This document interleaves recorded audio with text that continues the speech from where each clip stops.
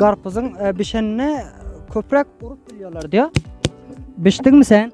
Şimdi bizler hakiki dehqon bulduk. Bu ham olmalı. Hamı bilen bişen nereden bilseniz böyle köpler? Eğer ham bolsa ne misin?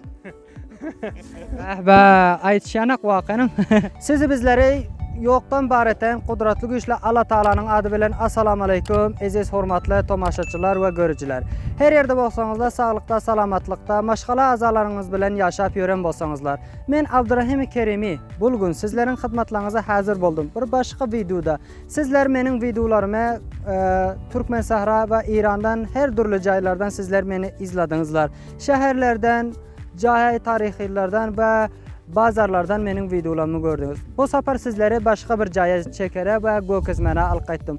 Bugun sizlere tarpuz go'kizyos, tarpuzun beshishini va sizlar bilan birlikda bugun tarpuz yeyos va tarpuzun nahili ekilishini va buning nahili hasilat berishini va hozir ham tarpuzun vaqti va tarpuz fasli deysagam bo'ladi. Chunki nima deganda hozir hamma joyda ham İran'da, Afganistan'da, dünyanın her joyida hazır tarpuzun bişiyon vaqti. Ve sizler hem mening bugünkü guzarışımı görücü bolup izlersingizlar ve görersingizlar tarpuzun nahil ekilishi ve tarpuzun ne vaqt bişiyor ve qaysi vaqtlar tarpuza ve qaçanaç bunu tarpuza saqlab qo'yuyor. Mesela aya bizler qishlarda hem tarpuzdan saqlab yeyip zat etip bilersizmi? Ve doğru şekilde sizlere bugün videomuzda görkeziyos. Ondasa bizleri izlanglar, bizlerin videolarımızı ve sizler bilen bizler birlikte tarpuzun aylanarız ve tarpuzları görkezdireriz ve bördeki bildiğimiz malumatlarımı sizlere aydarız.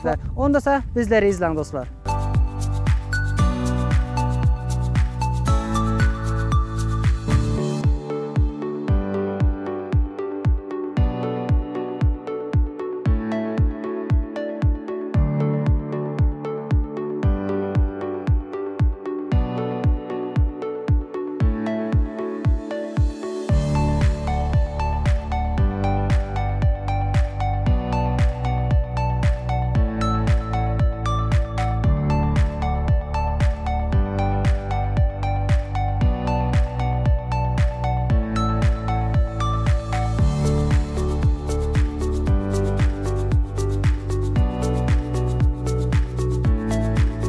Hava edil görücüler, bizlerin başımızdaki toplu zatlarımızdan görüyor musunuz? Şimdi bizler hakiki dehqon bulduk. Burada benim aziz yoldaşım ve dostum var. Bunun bilen tanıştırıyoruz ve dostumuzun tarpuzuna geldik. Bugün bizler mehman bulduk. Bunlar hem bizleri mehman etti. Bunların mehmandarlığına bizler köpten köp minnettarlık bildiriyoruz. Dostumuz eğer öncelik öz adını aytıp ötse, dostum adınız neymi? Çünkü men ki bilyon adını, görücülerim adını bilse özüne tanıştırıp ötsen aval. Muhammed Emin. Aha, Muhammed Emincan bizim dostlarımızdan biri oluyor. Bugün bizler buna mehman bizler tarpuzlardan. Muhammed Emincan, burada aysan tarpuza qaysı vaqtlar ekiliyor? Karpuzu Tabistanlı. Tabistan'da karpuz umuman tarpuzda bunlar karpuz diyor çünkü bizler tarpuz diyoruz. Ona Tabistan gelen vakti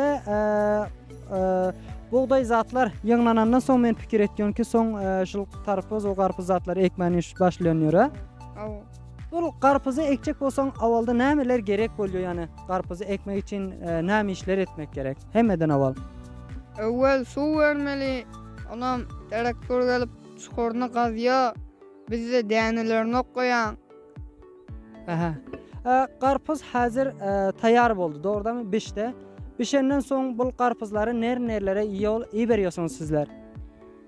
Masada iyi veriyorlar. Şehir zatları iyi veriyorlar. Son karpuzu danebe satıyorsunuzlar mı ya?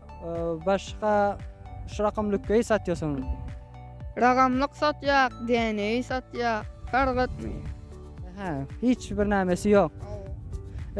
Nahil sen karpuz ekmekte hem zatlarını biliyorsun mu? Sen vurmalı, su vermeli.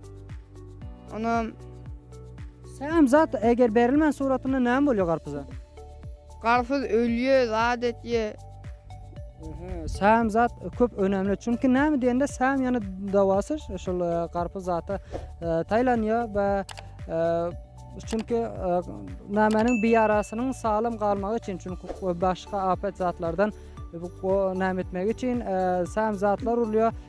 Muhammed Emincan köp hoş buldum. Benim bilen söhbetdaşlyk etdiğin için. Bizler aziz görücülere karpuz zatlary göküzüyoruz. İnşallah senin buğdaya, hırmana bereket diyor. Senin daymana bereket versin. Aliye. Sağ ol. Aziz görücüler bizlere izlanlar. Bizler sizlere karpuz zatları göküzüyoruz. Hakiki dehqan buldum. Çünkü dehqan oğlan buldum. Onda dostlar meni izlanlar. Aziz görücüler, hazır meni karpuz jayından izliyorsunuzlar ve burada karpuzun bişenine köprek urup biliyorlar diyor. Aya biçtim. Göreyim tek. Biçtin mi sen? Yok, hali bir şeyim yok diyor. Çünkü maşallah karpuzlar bu yıl köp yaxşı. Näme diýende köp hasylat yaxşyken çünkü başka jaylardan şayet hasylat zatlar yaxşıdır diýip umyt etýän. Bizleri hazır buradan izliyorsunuzlar karpuz jayını. Karpuz mening bilişimçe iki hili ekiliyor. Biri hem daymayı, biri hem su zatlı ekiliyor, su berilip ekiliyor. Bu hazırki bizlerin bugünkü gelenimiz tarpuz kölümüz ve tarpuz jayımız su bilen ekilen. Çünkü Afganistan'da ve bazı yaşayan jaylarda suun kembota, suun kemçiligi bar için köprek sil zatlar gelen pila su göberiyorlar şakam zemillere. Ondan sonra hem bir näçe nämelerde ekiyorlar ve burada çünkü su zatı bolan için köprege joya zatlap ekiyorlar ve ondasa bizleri izleyin dostlar.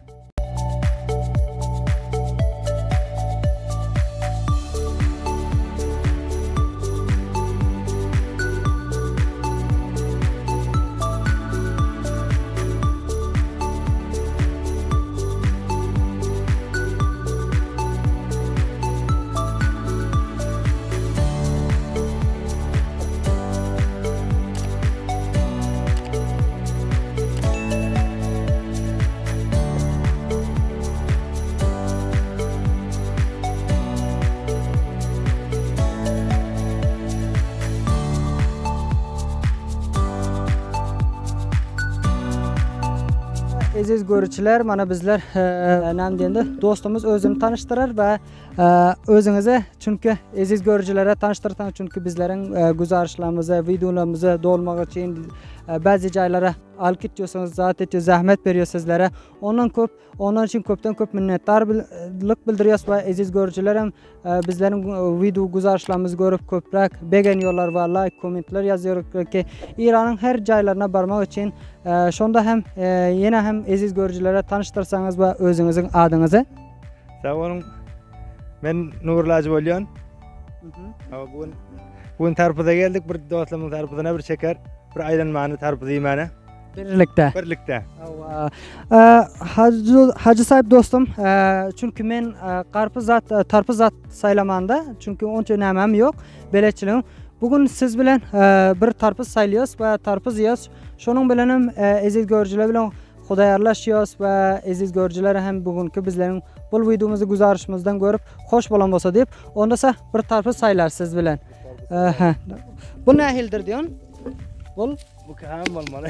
Hamı bilen bir şey nereden bilseňiz böyle köprek? Şöyle uruşturup görseň de bolýar ki. Misalan urdunuz, Ne var mana bu taýda? muridi bolsa yaxşı bola. Muridde guruyan bolmaly. Bişte muridi bolýar, ol gurýar-da. Bu nähil bolýarsa? Mana bu bişen. Bol bişen bolmaly. Hawa. Munyň muridan gurypdyr. Hawa. Muridi gurynyň köprek adamy özden bişen bolýar. Onda. Ana. Onda bizler barýos. Tarpyzy görýäs ana. Bişeni siz rastlanıp saylap bildingizmi ya ýokmy? Belli bolar. Eger ham bolsa nämesin? Hammada näme diýseňiz.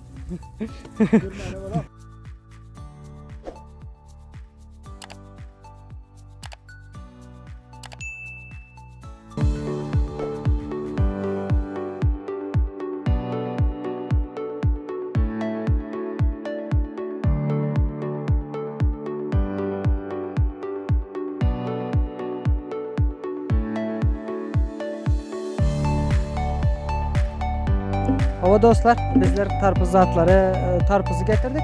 Kesiyoruz. Ana hamma bişenmi sizlerim görürsünüz ve bizlerim görürüz. Onda ise bizleri izlen.